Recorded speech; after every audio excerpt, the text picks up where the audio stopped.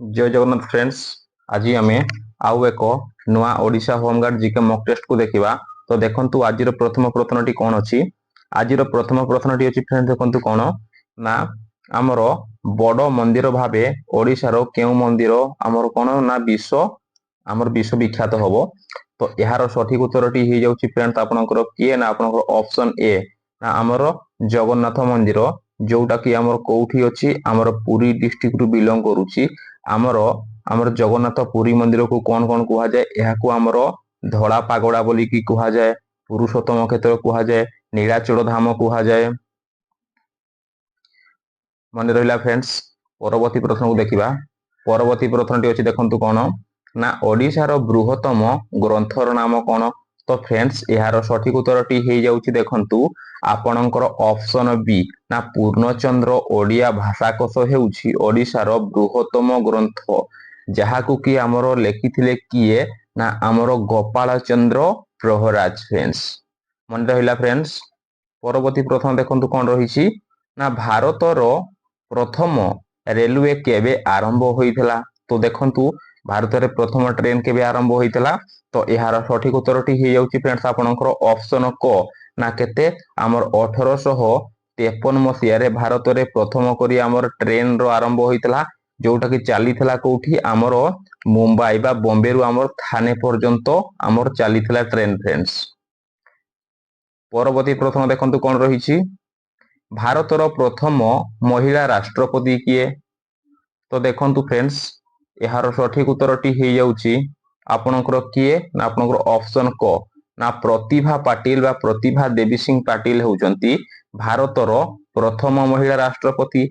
एवं वर्तमान 2025 से आमर राष्ट्रपति अछंती किए फ्रेंड्स आमर श्रीमती द्रौपदी मुर्मू अछंती। आउ फ्रेंड्स देखंतु आमर इंदिरा गांधी कथा जदि कहिबा इंदिरा गांधी होउचंती भारतर प्रथम महिला प्रधानमंत्री फ्रेंड्स। आउ सरोजिनी नायडू होउचंती फ्रेंड्स कोन ना आम भारतर प्रथम आमर महिला राज्यपाल फ्रेंड्स जोटा कि हेइथिले आमर कोउठू आमर उत्तर प्रदेश आमर स्टेट रु से आमर राज्यपाल हेइथिले फ्रेंड्स। मन रहिला। परवर्ती प्रश्न को देखिबा। परवर्ती प्रश्न रही कौन देखंतु फ्रेंड्स ओडिशार मुख्य भाषा कौन। तो देखंतु फ्रेंड्स यार सठिक उत्तरटी हो जाउछि आपनकर ऑप्शन ए फ्रेंड्स कौन ना आमर ओडिया हेउछि ओडिशार फ्रेंड्स आमर मुख्य भाषा। आउ फ्रेंड्स ये जो आमर ओडिया भाषा आमर 2014 मसीह फ्रेंड्स आमर कौन पाइला ना 2014 मसीह ये आमर शास्त्रीय भाषार मान्यता पाइला फ्रेंड्स। आमे जदि शास्त्रीय भाषा कथा कहबा फ्रेंड्स आमर 11 गोटी फ्रेंड्स आमर कौन रही आमर शास्त्रीय भाषा रही फ्रेंड्स। मन रहा फ्रेंड्स। परवर्ती प्रश्न ओडिया भाषा को पूर्वे केउ भाषा आमर कुहा जाउतला। तो देखंतु फ्रेंड्स यार सठिक उत्तरटी हो जाउछि आपनकर ऑप्शन बी ना आमर ओडिया भाषा को पूर्वरु आमर प्राकृत भाषा कुहा जाउतला फ्रेंड्स। परवर्ती प्रश्न देखंतु कौन रही पूर्णचंद्र भाषाकोश किए लेखिछंती। तो यार सठिक उत्तरटी हो जाउछि फ्रेंड्स आपनकर ऑप्शन बी ना गोपाल चंद्र प्रहराज होउछंती आमर पूर्णचंद्र भाषाकोशर लेखक फ्रेंड्स। परवर्ती प्रश्न देखंतु कौन रही साहित्य पई ओडिशा सरकार केउ पुरस्कार दियंती। तो यार सठिक उत्तरटी हो जाउछि देखंतु फ्रेंड्स आपनकर कौन रही ना यार सठिक उत्तरटी हो जाउछि आपनकर ऑप्शन बी ओडिशा साहित्य एकाडेमी पुरस्कार आमर साहित्य क्षेत्र रे दिया जाए फ्रेंड्स ओडिशा रे। परवर्ती प्रश्न देखंतु कौन रही अशोकଙ୍କ शिलालेख ओडिशार केउ स्थान रे अछि। तो यार सठिक उत्तरटी हो जाउछि आपनकर ऑप्शन सी फ्रेंड्स ना कोठी आमर धौड़ी रे रहिछि आ आमर जौगढ़ रे रहिछि।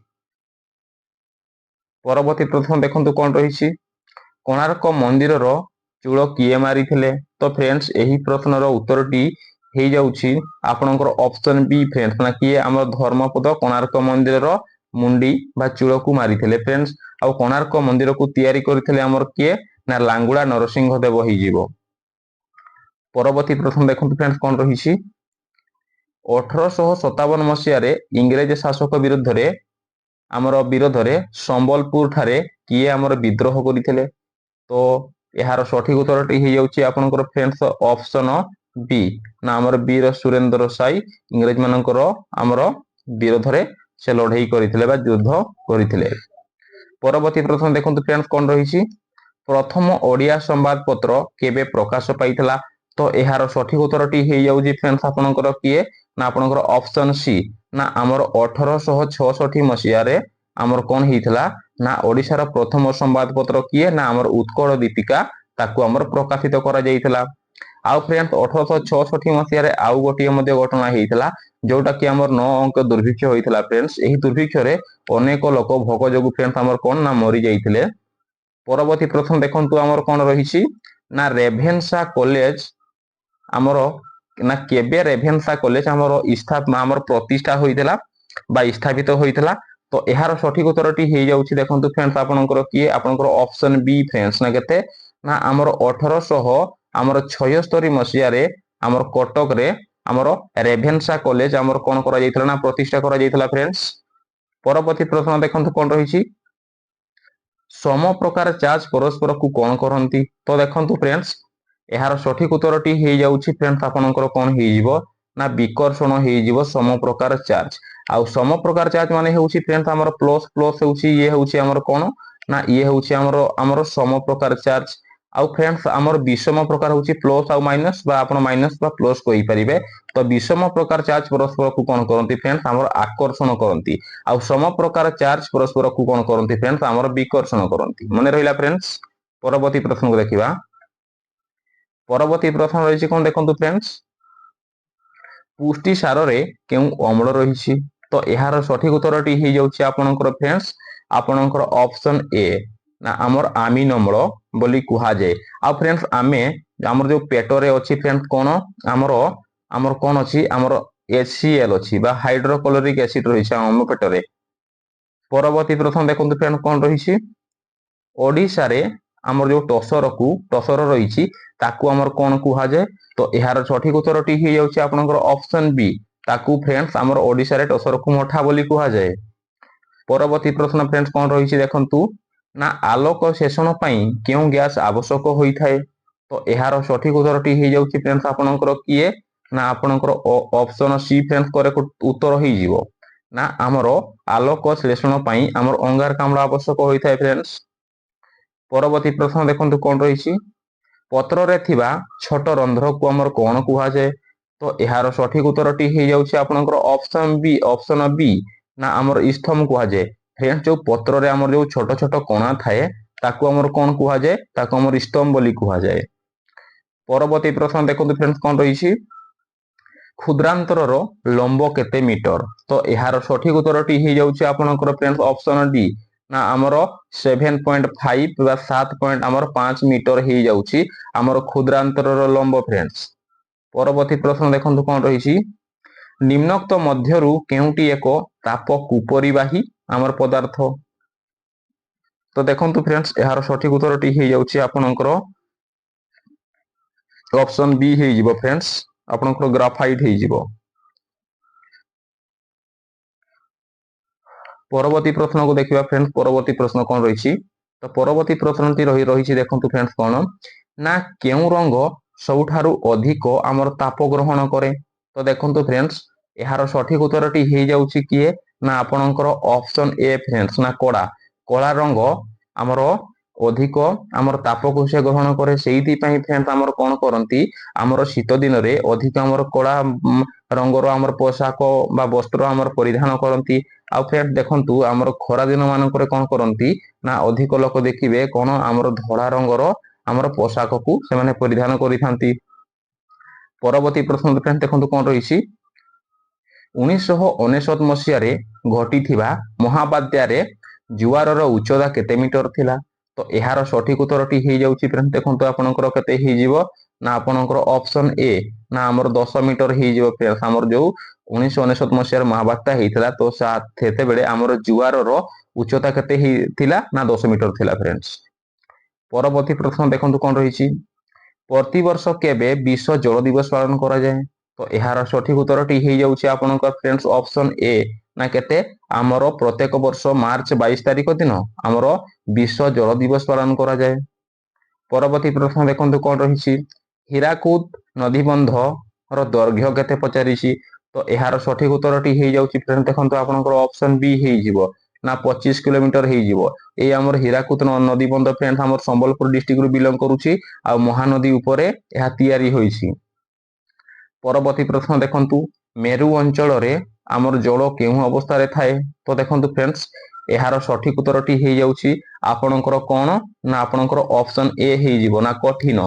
ଫ୍ରେଣ୍ଡସ୍ ଆମର ଜଳର ଅବସ୍ଥା କଥା ପଚାରିଛି। ଜଳର ଫ୍ରେଣ୍ଡସ୍ ଆମର ତିନୋଟି ଅବସ୍ଥା ଅଛି। ଗୋଟେ ହେଉଛି ଫ୍ରେଣ୍ଡସ୍ କଣ ନା ତରଳ, କଠିନ ଆଉ ଫ୍ରେଣ୍ଡସ୍ ଆମର କଣ ଆମର ଗ୍ୟାସୀୟ, ତିନୋଟି ଅବସ୍ଥା ଜଳର ରହିଛି। ପରବର୍ତ୍ତୀ ପ୍ରଶ୍ନ ଦେଖନ୍ତୁ ଫ୍ରେଣ୍ଡସ୍ କଣ ରହିଛି ନା ବାୟୁମଣ୍ଡଳରେ ଅଙ୍ଗାରକାମ୍ଳର ଆମର ପରିମାଣ ସେ କେତେ ପଚାରିଛି। ତ ଏହାର ସଠିକ ଉତ୍ତରଟି ହେଇଯାଉଛି ଫ୍ରେଣ୍ଡସ୍ ଆପଣଙ୍କର କିଏ ଆପଣଙ୍କର ଅପସନ ଏ ଫ୍ରେଣ୍ଡସ୍ ନା କେତେ ଆମର 0.03% ରହିଛି ଫ୍ରେଣ୍ଡସ୍ ଆପଣଙ୍କର ଅଙ୍ଗାରକାମ୍ଳ। ଆଉ ଫ୍ରେଣ୍ଡସ୍ 21% ରହିଛି ଆମର ଫ୍ରେଣ୍ଡସ୍ କଣ ଆମର ଅମ୍ଳଜାନ ରହିଛି।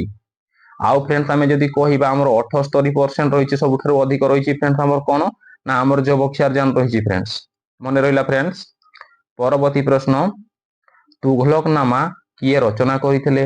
ଏହାର ସଠିକ ଉତ୍ତରଟି ହେଇଯାଉଛି ଫ୍ରେଣ୍ଡସ୍ ଆପଣଙ୍କର ଅପସନ ସି ନା ଅମୀର ଖୁସରୁ ଆମର ଲେଖିଥିଲେ କଣ ଆମର ତୁଘଲକନାମା। ପରବର୍ତ୍ତୀ ପ୍ରଶ୍ନ ଦେଖନ୍ତୁ କଣ ରହିଛି, ଦିଲୱାରା ଜୈନ ମନ୍ଦିର ନିମ୍ନୋକ୍ତ କେଉଁଠାରେ ଅବସ୍ଥିତ। ଏହାର ସଠିକ ଉତ୍ତରଟି ହେଇଯାଉଛି ଫ୍ରେଣ୍ଡସ୍ ଆପଣଙ୍କର ଅପସନ ବି ନା ରାଜସ୍ଥାନର ମାଉଣ୍ଟ ଆବୁରେ ଆମର କଣ ଅଛି ନା ଦିଲୱାରା ଜୈନ ମନ୍ଦିର ଅଛି।